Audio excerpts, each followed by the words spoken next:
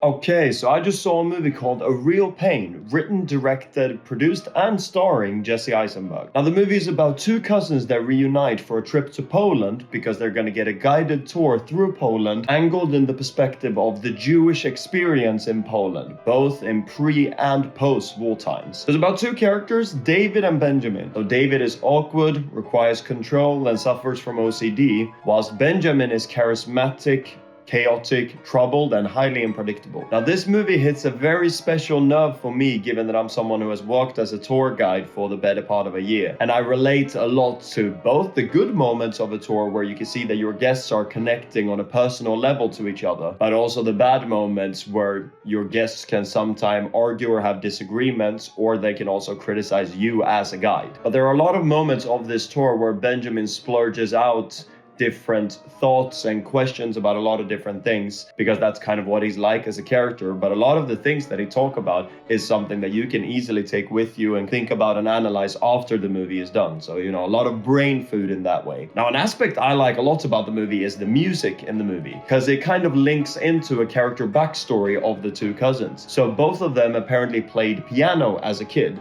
As far as I understood it, they played it a lot together. Now, as adults, David doesn't play anymore, and Benjamin still does. And I think that's a little bit of a metaphor of how David kind of evolved and developed over time, whilst Benjamin is still the same guy as he was when he was a kid. And then linking into this, the score is largely just piano music, and actually a lot of classical pieces as well that are largely on pianos. It's just a funny detail to see that they're linking the writing and the music of the movie, and it's kind of bouncing off of each other. Really good stuff. Now, both Jesse Eisenberg and Kieran Culkin are fantastic in this film. They have a really funny chemistry in between the two of them, and that chemistry works really, really good in this movie as well. And Kieran Culkin especially is fantastic. Jesse Eisenberg is also good, not really that he's doing something that is drastically different than what he always does. But I think in this one, you're seeing a character that's a little bit more awkward rather than the witty asshole like you would find in The Social Network, for example. But it is ultimately a character study on these two cousins, what kind of people they are and what their relationship is to one another. Because they both have developed very differently from adolescence to adulthood and taken two drastically different routes. And you can see how that has influenced a lot of their thinking and perspectives on life and the world around them. Because, for example, David has a lot of moments where he's kind of struggling with the feeling